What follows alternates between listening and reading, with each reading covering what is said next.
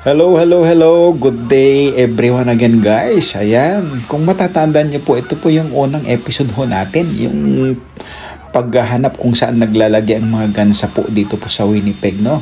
At ito nga po yung sa Paxwaran Lake Park po, ano? Ayan po guys, kung papansinin niyo po talaga, napakarami po talagang gansa po, ano? At ayan kung bibilangin mo ito, libo-libo po guys eh. Kaya ako po ay namangha. At talagang napakarami po nila dito sa lake na ito. At ayan nga po ay nalalapit na rin po yung fall season at saka yung winter season. Siguro nga po ito nga pong mga gansang ito ay nagplano na rin kung saan po sila pupunta po, ano? At pagkatapos nga po nito guys, ay ako po ay pumunta sa isang lake pa na kung saan dito alam ko marami rin po sila.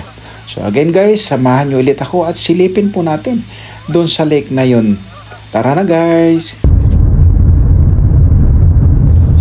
Dito ulit tayo sa Kuwaitin. Ito na rin yung Kinder. Ayan. So yun po yung unang trabaho ko dito guys, yung gasolinahan ng Co-op. Ayan.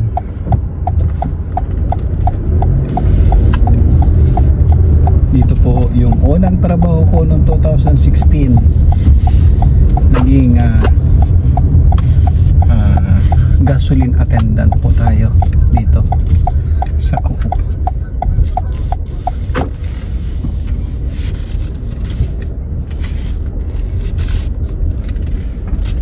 Ay, magkasulina na tayo.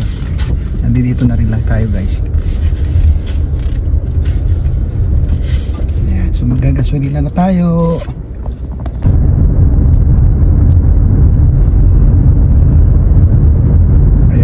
Pagkatapos po natin naggasolina, tayo po ay pupunta naman dito sa may Boros. Ewan kung anong park yan. Daanan natin kasi alam ko dati may lake dyan guys eh. Parang yung pinanggalingan ko rin lake. So pasyalin din natin, baka nandyan din po yung ating pong gustong makita. Yung tinatawag po natin mga gansa.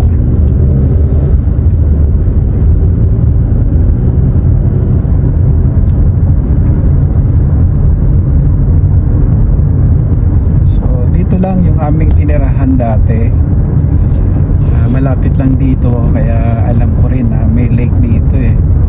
Pag kami po ay nag-iikot nun, yan so may lake din dito. At minsan itong park na to sa gilid sa kaliwa ko ay yan po yung minsan may mga activities din yan na ginaganap.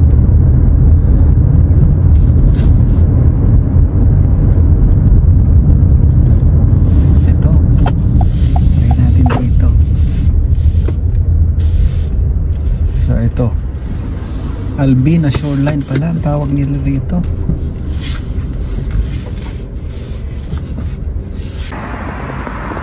Albina Shoreline. Andito tayo ngayon. Ito park sa paligid. Oh, ayan po yung lake. Pero parang walang masyado. Meron din yata. Hindi masyado. So wala. Hindi katulad yung pinuntahan natin doon guys na marami, pero dito parang wala.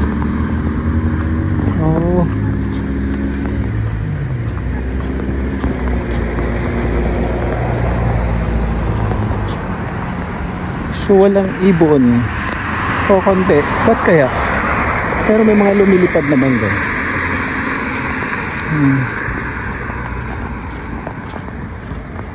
Siguro namimili rin ng mga gansa kung saan sila magkukumpulan. So ito guys yung lake din. Meron ding ibang ibon. Ano kaya yung puntahan nga natin?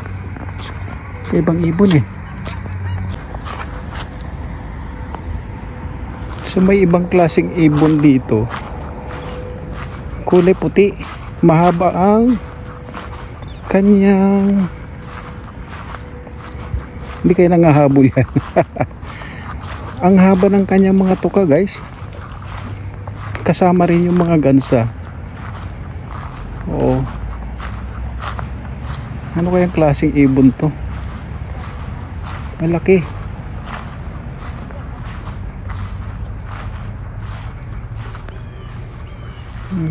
Lumalayo ka agad.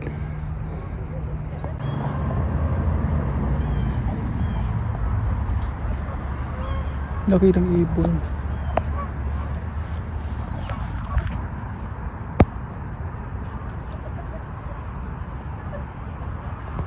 Laki ng nguso.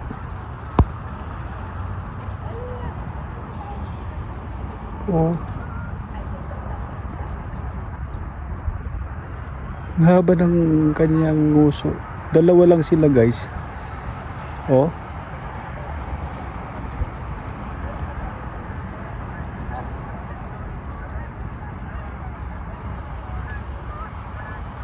Hindi naman natatakot yung mga gansa.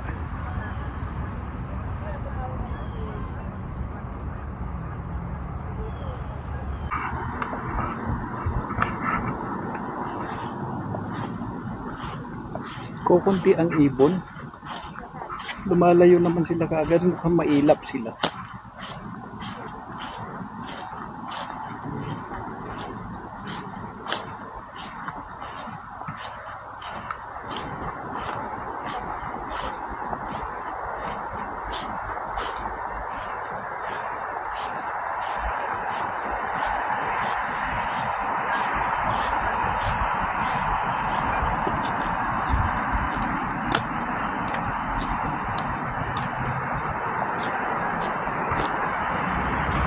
So dito tayo ngayon sa George Esca Park.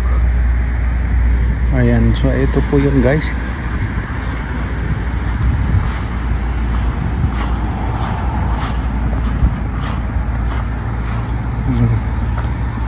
Nasa gitna rin ho ng mga bahayan.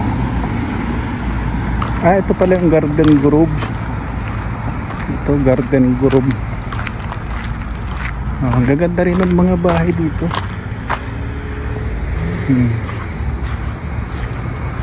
Garden Grove. So school siya. Tapos andyan yung lake sa gitna.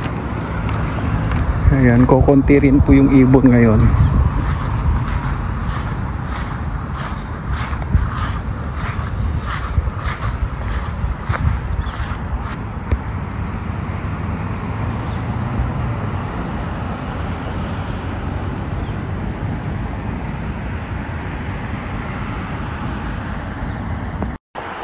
Siya nga pala, guys, itong lake na ito ay may tatlong park na nakapaligid ho dito. Yun nga po yung pinanggalingan natin, yung George Esca Park, Albina Park, at saka yung Albina Puga Park.